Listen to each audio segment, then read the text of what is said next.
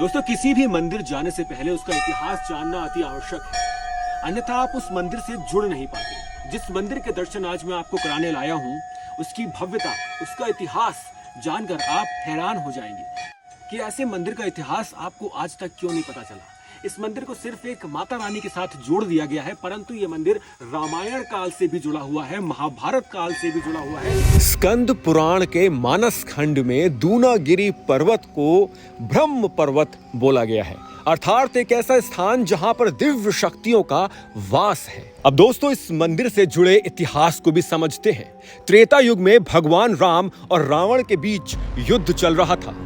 तब रावण पुत्र मेघनाथ ने लक्ष्मण जी पर शक्ति बाण से प्रहार किया और लक्ष्मण जी मूर्छित होकर धरा पर गिर पड़ते हैं।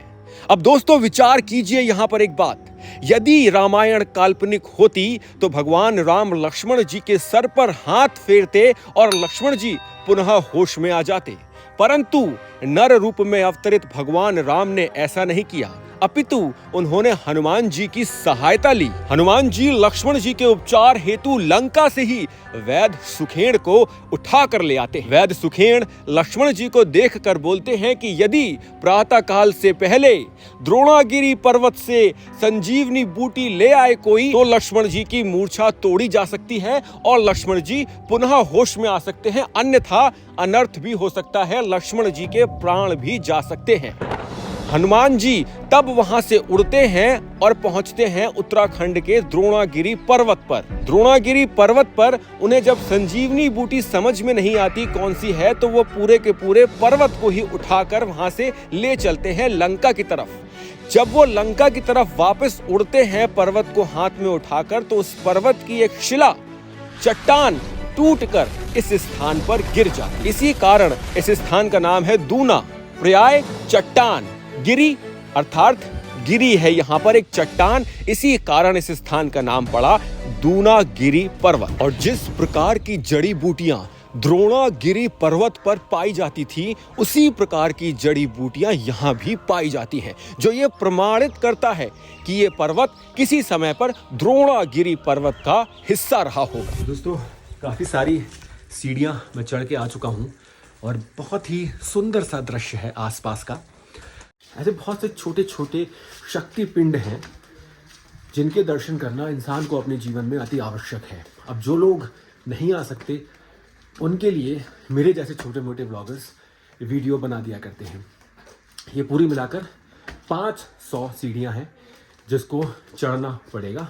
500 हैं या 350 400 हैं, एकदम अनुमानित संख्या है, तो वो आपको चढ़ना पड़ेगा। और ऊपर क्या मिलता है, आइए चलते हैं इस मंदिर के इतिहास के बारे में और जानेंगे ऊपर चल के। तो दोस्तों, रामायण कालीन इस स्थान का इतिहास तो मैं आपको बता चुका हूँ, काफ़ी ऊपर आ गया हूँ और स्थान अब मेरे पास में ही है। हनुमान जी जिस द्रोणागिरी पर्वत को यहाँ से लेकर जा रहे थे, तो वो शिला यहाँ पर गिरी थी और शिला उस समय वो शिला चमकती थी, परंतु अब संभवतः वो शिला चमकती नहीं होगी। मंदिर आने वाला है, चलते हैं। अब दोस्तों, जानते हैं इस स्थान का महाभारत कालीन इतिहास। मैं चलता रहूंगा और आपको बताता भी रहूंगा। अश्वत्थामा जी के पिताजी गुरु द्रोणाचार्य के बारे में हम बहुत कम जानते हैं। युवा अवस्था में गुरु द्रोण, जिनका जन्म आदिकाल के अत्यंत विकसित कृत्रिम गर्भ तकनीक द्वारा हुआ था, वो अपने जीवन के उद्देश्य की खोज में तप करने हेतु उत्तराखंड की इन पहाड़ियों में वर्षों तक भटकते रहे और इसी स्थान पर उन्होंने भगवान शिव की कठोर तपस्या कर उनसे भिन्न भिन्न प्रकार की शक्तियां प्राप्त की। बाद में फिर उन शक्तियों की शिक्षा उन्होंने कौरवों और पांडवों को दी। यहाँ का जो दृश्य है ना, वो बहुत ही मनमोहक है। भक्ति में लीन आप यहाँ आके अपने आप को, आपको ऐसा अनुभव होगा कि आप भक्ति में लीन हो गए हैं यहाँ आके। पुराना मार्ग ये है मंदिर तक जाने का, अब नया मार्ग बन गया है। ये लोगों ने चुनरी बांधी हुई है, अब ये नया मार्ग बन गया है मंदिर तक जाने का। गुरु द्रोणाचार्य के पिता महान ऋषि भारद्वाज स्वयं भी एक महान शिक्षक और अध्ययन करता थे और गुरु द्रोण भी अपने पिता की तरह ही एक शिक्षक बनना चाहते थे, परंतु आदिकाल में शिक्षक बनने का अर्थ होता था त्याग, मोह माया सबका त्याग। अधिकतर ऋषि मुनि सब कुछ त्याग कर एक लंबा समय ऐसी ही पहाड़ियों में व्यतीत करते थे। जिनमें से कुछ को जब अपने जीवन में जो उद्देश्य है उसका बोध हो जाया करता था तो वो दोबारा से बड़े बड़े नगरों की ओर अपने उस उद्देश्य को पूर्ण करने हेतु चल पड़ते थे।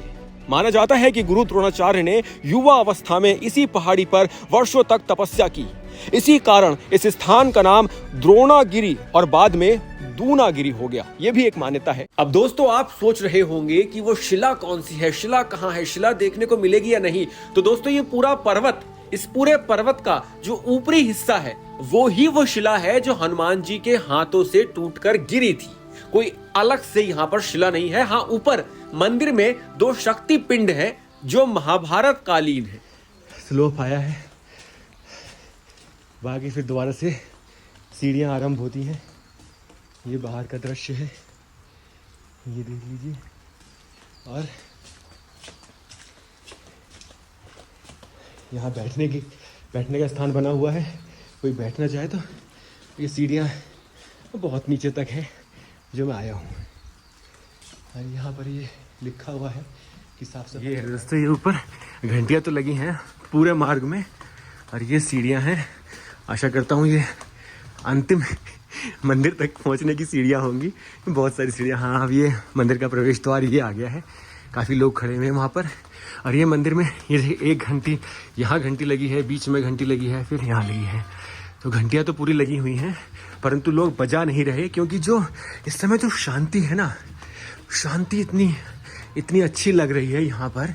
जो बारिश की जो महक हो रही है, जो बारिश की महक आ रही है, जो यहाँ मिट्टी भीगी मिट्टी की महक आ रही है, और जो बारिश हो रही है ऊपर हल्की। वैसे ऊपर इन्होंने वो लगाया हुआ है शेल्टर।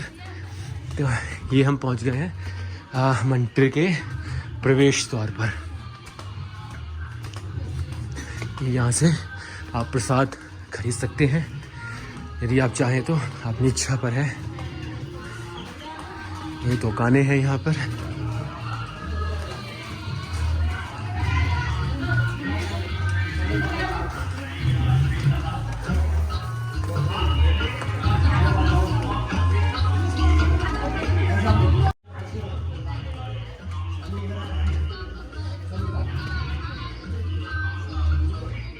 ये दोस्तों एंट्री है। यहाँ से चप्पल मैंने उतार दी है पीछे।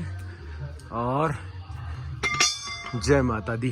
महाभारत काल में जब पांडवों को वनवास मिला तब उन्होंने इसी स्थान पर आके युद्ध में विजय और माता द्रौपदी के सतीत्व की रक्षा हेतु माँ दुर्गा की पूजा की थी। अच्छा, कुछ लोग बोलते हैं कि माता द्रौपदी ने अकेले आकर यहाँ पर पूजा की थी माँ दुर्गा की, क्योंकि माता द्रौपदी स्वयं भी माँ दुर्गा का ही एक अवतार है। माँ काली का, क्षमा कीजिएगा, माँ काली का ही एक अवतार उन्हें माना गया है। ये है मंदिर का प्रवेश द्वार, और यहाँ पे गोलजू देवता का मंदिर भी है छोटा सा। और ये मंदिर का प्रवेश द्वार है। जब माता द्रौपदी ने माता दुर्गा की यहाँ पूजा की तो माता दुर्गा ने यहाँ पर माता द्रौपदी को दर्शन भी दिए, और फिर वो एक शिला के रूप में परिवर्तित हो गई। वो शिला आज भी यहाँ पर उपस्थित है मंदिर के अंदर।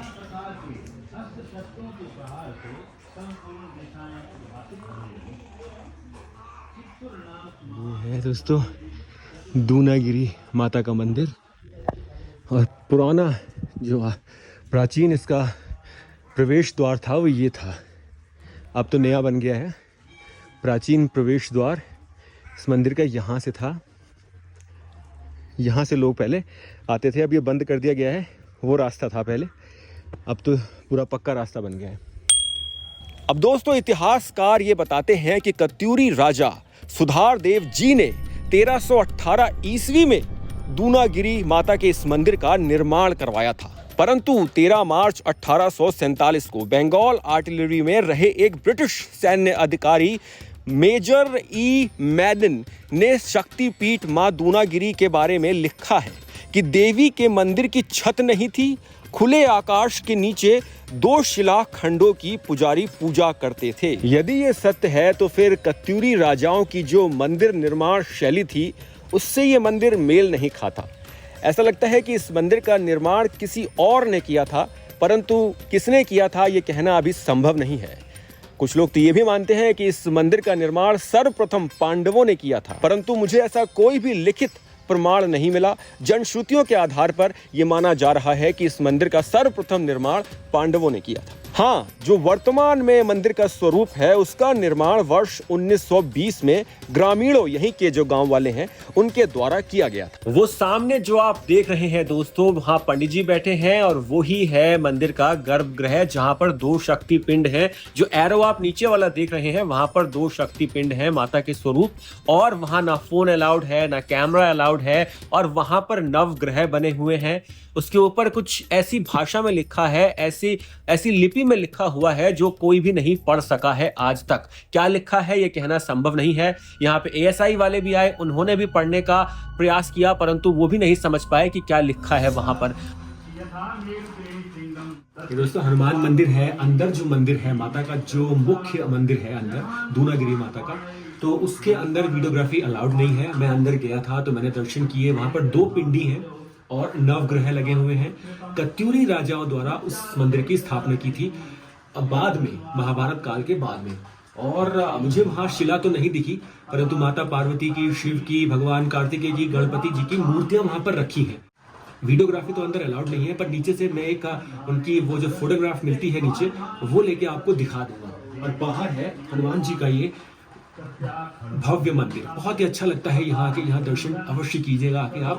और यहाँ का जो इस समय यहाँ का जो मौसम है वो आपके मन को छू लेगा। वो सच में अनमोल क्षण होंगे जब आप दूनागिरी माता के दर्शन करने जाएंगे। ये दोस्तों भैरव बाबा का मंदिर। जब भी माता के दर्शन करने हैं तो भैरव बाबा के भी दर्शन करने अति आवश्यक हो जाते हैं। ये है भैरव बाबा। एक छोटी सी प्रतिमा यहाँ पर लगी है। ये छोटी सी प्रतिमा लगी है भैरव बाबा की। महाअवतार बाबा जी की तपस्थली है। ये 2 पिंडियां बनी हैं। दोस्तों दूनागिरी मंदिर उत्तराखंड के अल्मोड़ा में स्थित एक स्थान है, द्वारा हाट। वहां से तकरीबन 14 किलोमीटर दूर एक 8000 फीट की ऊंची पहाड़ी पर स्थित है। यहाँ पर ये महाअवतार बाबा जी की तपस्थली थी। आपको पता है महाअवतार बाबा जी कौन थे?